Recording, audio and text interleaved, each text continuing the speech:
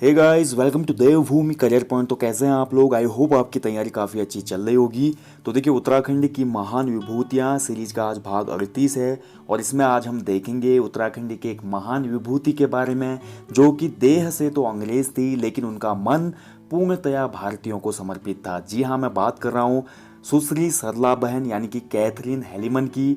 कैसे इन्होंने कुमाऊं प्रदेश में कार्य किया यहाँ की महिलाओं के उत्थान के लिए, सशक्तिकरण के लिए, और साथ ही मैं बात करूँ अल्मोड़ा जनपद में राष्ट्रीय चेतना के लिए भी इन्होंने उल्लेखनीय कार्य किए। बहुत से महत्वपूर्ण पॉइंट आपको देखने को मिलेंगे आज के इस टॉपिक में। परीक्षा वाणी में बहुत ही छोटा इनका टॉपिक दिया गया है दोस्तों, ठीक है। तो यहाँ पे आपको आज बहुत ही महत्वपूर्ण कुछ की पॉइंट मिलने वाले हैं जिनको आप अच्छे से नोट कीजिएगा ताकि एग्जाम में आपका कोई भी क्वेश्चन गलत ना हो पाए। तो समूह का स्पेशल ये क्लासेस चल रही है दोस्तों। उत्तराखंड की महान विभूतियाँ हो, उत्तराखंड जी के टेस्ट है, उत्तराखंड जी के ऑनलाइनर सीरीज है, इनको आप अच्छे से फॉलो कीजिएगा। और जल्दी ही देखिए उत्तराखंड का पूरा क्रैश कोर्स आने वाला है, ऑनलाइन बैच पढ़ने वाला है, उसके लिए आपको डिटेल में वीडियो दी जाएगी। कैसे ज्वाइन करना है, क्या क्या उसमें मिलेगा आपको, एक कंप्लीट तैयारी के लिए पूरा प्रयास है। तो बने रहिए चैनल के साथ और चलिए शुरू करते हैं। उत्तराखंड की महान विभूतियाँ भाग 38, सरला बहन कैथरीन हेलिमन। तो समूमन जैसा हम करते हैं, सबसे पहले हम देखते हैं जीवन परिचय, ठीक है। सरला बहन इनका मूल नाम नहीं था दोस्तों। इनका जन्म होता है 1901 लंदन में, इंग्लैंड में, ठीक है।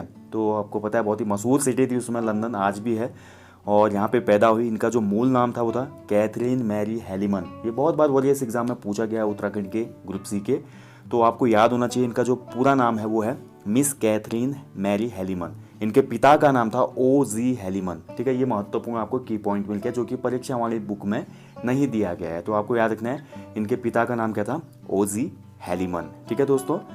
तो देखिए दोस्तों, सरला बहन का जो पूरी जर्नी है, कैसे इनका सरला बहन नाम मिला, ये अभी जानेंगे हम, ठीक है। तो सबसे पहले क्या होता था कि बचपन से ही जब सरला बहन बड़ी हो रही थी लंदन में, तो उनके अंदर बचपन से ही समाज सेविका के सभी गुण थे, ठीक है। वहाँ पे भी बड़े अच्छे काम करती थी और उन्होंने डिसाइड किया था कि अगर मैं जाऊँगी समाज सेवा के लिए, या तो मैं इंडिया को चूज करूँगी या मैं अफ्रीका में जाऊँगी, ठीक है। तो अफ्रीका या इंडिया में से एक जगह जाऊँगी। तो फाइनली क्या होता है, 1930 का टाइम है, यहाँ पर गांधी जी गए हमारे लंदन में और मुलाकात होती है यहाँ पे कैथरीन हेलिमन की गांधी जी से, ठीक है। तो आपको याद रखना है, क्वेश्चन बन सकता है एग्जाम में, कैथरीन हेलिमन या सरला बहन की पहली मुलाकात गांधी जी से कहाँ पर हुई थी, कब हुई थी, किस वर्ष हुई थी? तो 1930 में हुई थी। और गांधी जी की बातों से इतनी प्रभावित हुई वो, तो आजीवन उन्होंने अपने को अडॉप्ट कर लिया या स्वीकार कर लिया, एक्सेप्ट कर लिया कि मैं गांधी जी की शिष्या रहूँगी, ठीक है। तो गांधी जी की फॉलोअर बन गई वो। इसके बाद देखिए अपने निजी प्रयासों से क्या क्या उन्होंने 1932 में वो भारत आई, ठीक है। तो भारत आने के बाद वो सबसे पहले गई उदयपुर शिक्षण संस्थान, तो यहाँ पर वो अध्यापन का कार्य करने लगे 1932 में।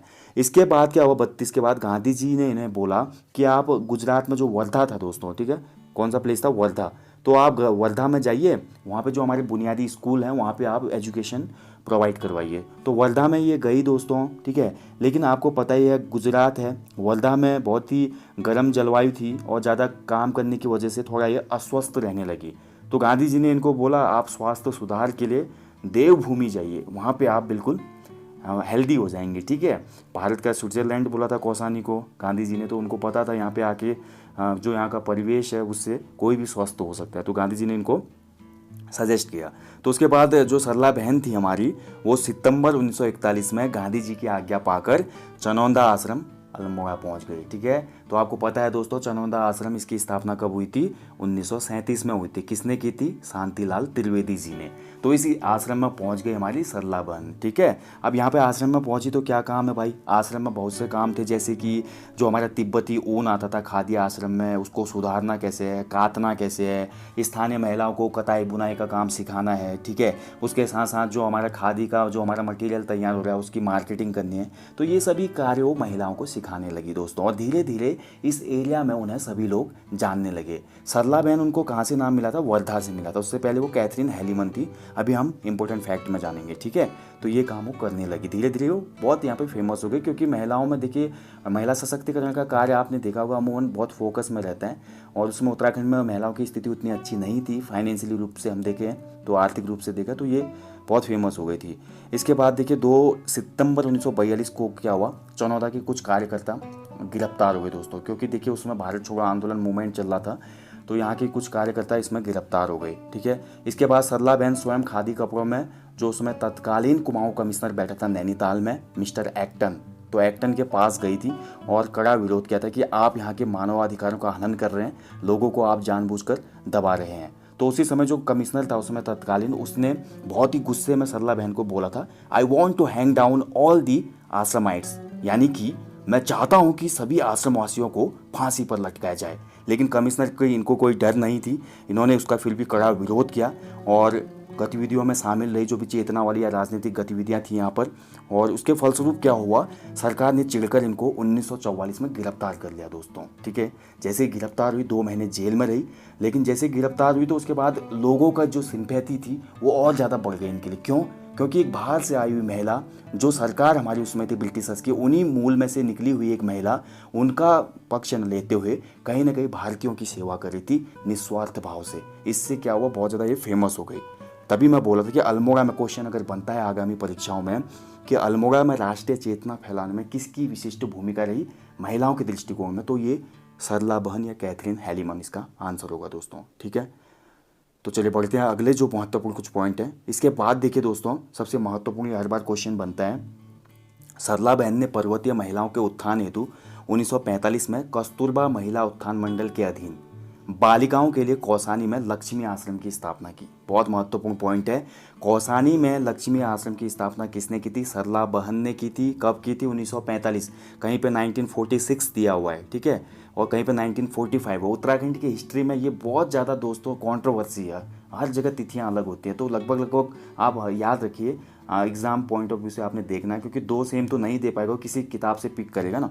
तो 1945 ज़्यादा बुक्स में, तो आपको याद रखना है 1945 में किसके अंतर्गत हुई थी। डायरेक्टली इन्होंने कोई यहाँ पे एक इंडिविजुअल नहीं बोल सकते या इंडिपेंडेंट यहाँ पे हमारा आश्रम स्थापित नहीं किया, इन्होंने कस्तूरबा महिला उत्थान मंडल के अधीन ही इस लक्ष्मी आश्रम की स्थापना की थी। ठीक है, ये महत्वपूर्ण पॉइंट है सरला बहन से जुड़ा हुआ।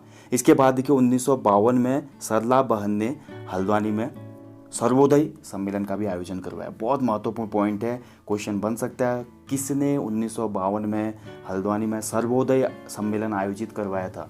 तो इसका आंसर हो जाएगा सरला बहन। ठीक है, इसके बाद देखिए बहुत से जो हमारे पब्लिक वेलफेयर के काम हैं, ठीक है, उन पे ये एंगेज रही। और 1953 की मैं बात करूँ तो इन्होंने लोहाघाट की पदयात्रा की डोनेशन के लिए। ठीक है, बहुत जगह जो हमारा कलेक्शन था समाज सेवा के लिए, उसको यहाँ पे कलेक्ट किया इन्होंने, पदयात्रा में पैदल यात्रा की। और इसके साथ साथ कुमाऊं प्रदेश में उस समय जो शराब था, बहुत ज़्यादा यहाँ पे लोग परेशान थे उससे, तो शराब विरोधी आंदोलन में भी बहुत इनकी सक्रिय भूमिका रही थी।